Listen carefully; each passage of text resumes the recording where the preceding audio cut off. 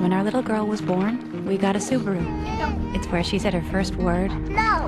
Saw her first day of school. Bye-bye. Made a best friend forever. Oh my God. The back seat of my Subaru is where she grew up. What? The 2015 Subaru Forester. What? Built to be there for your family. Love, it's what makes a Subaru a Subaru. University Subaru. The wise choice.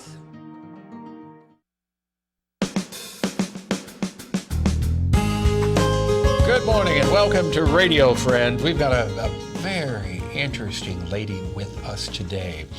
She's written a book.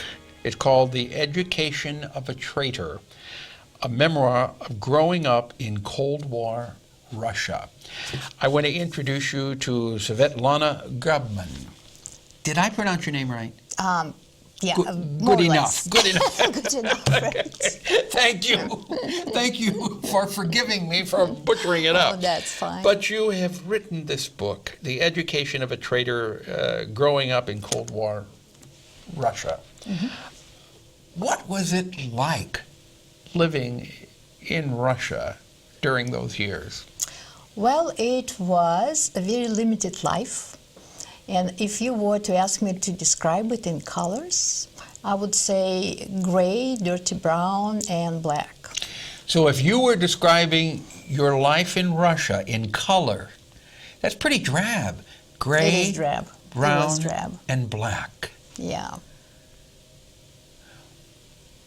Why did you decide to come to the United States? And how, first of all, why did you decide to come here? Well, I wanted to leave Russia because I did not want my daughter to grow up the way I had.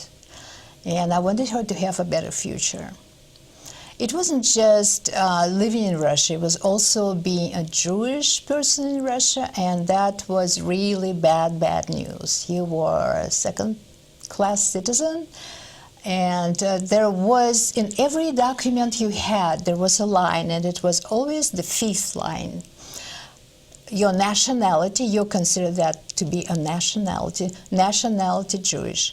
And that line was present in your passport as an adult, in your doctor's records, in your library, in your college, in your school, practically everywhere.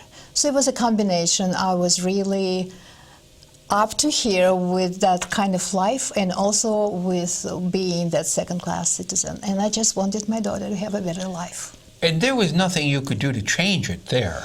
No, absolutely not. If you tried to change it, it would not be good for your health, would it? Well, you cannot change that you're Jewish because it's already... No, I'm not talking about being Jewish, but if you tried to, you couldn't change the system. No, well, there were people who actively acted and tried to change the system. I just did not see that happening in 1,000 years, whether or not I'm wrong. And I didn't want, as I said, I didn't want my daughter to relive my life. So how were you able to come to the United States? Well, I left in 1990. So we applied for an exit visa in 1989. And that time, that was already the time of Gorbachev, and he relaxed the rules, and lots of people started leaving. So, and the only way you would leave, you would be invited by somebody else from abroad. And that somebody else was a relative, preferably a close relative, which we didn't have anywhere, or it would be somebody in Israel who would send you an invitation. And then from Israel you could come to the United States? No, actually you would get that invitation to leave the country. And then we actually, from Moscow, we flew to Vienna and we stayed there for 4 months. People who wanted to go directly to Israel, they just from Vienna went to Israel. I did not want to go to Israel, so I had to stay. My family stayed in Vienna and waited for a permission to come to the United States. Yeah. In this book, you're starting as a young child. Yes. And you continues until you leave Russia? No, it actually goes through the first 15 years of my life. What was the most difficult part of your life in those first 15 years in this book? Why are people going to find this book captivating? Well, the most interesting about my book, I believe, is that it describes what I would call the banality of evil.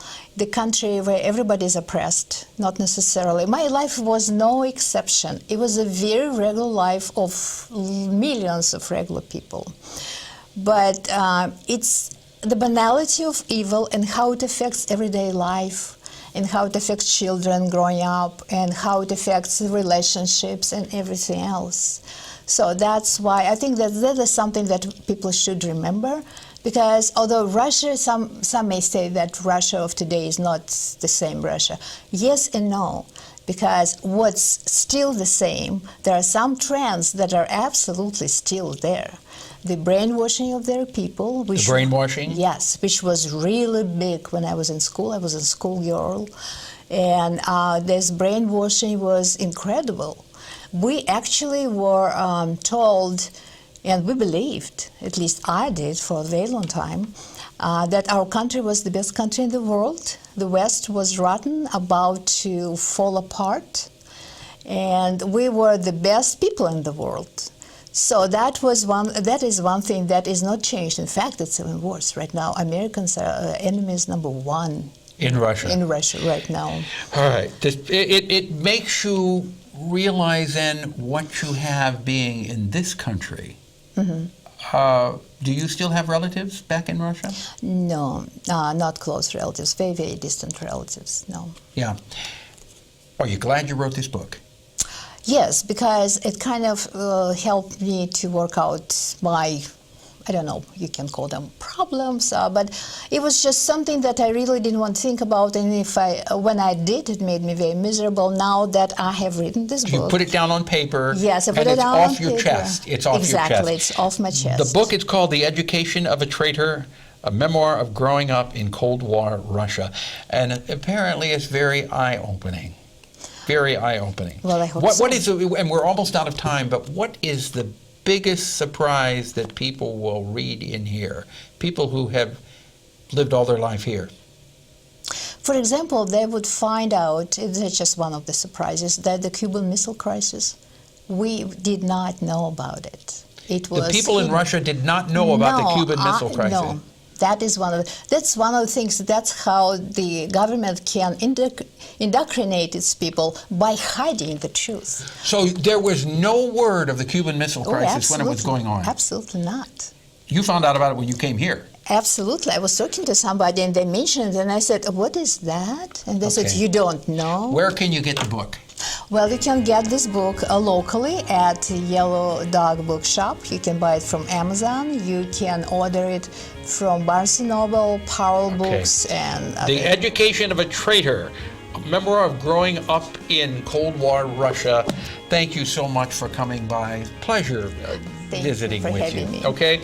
Tomorrow, Mel Zanonik will be with us. Our program directed by Travis McMillen, Reynolds Journalism Institute. Audio is Pat Akers from KBIA. Our flow director, Lowell Thomas, and our assistant producer and guest coordinator, Uncle James Mauser. Bye-bye.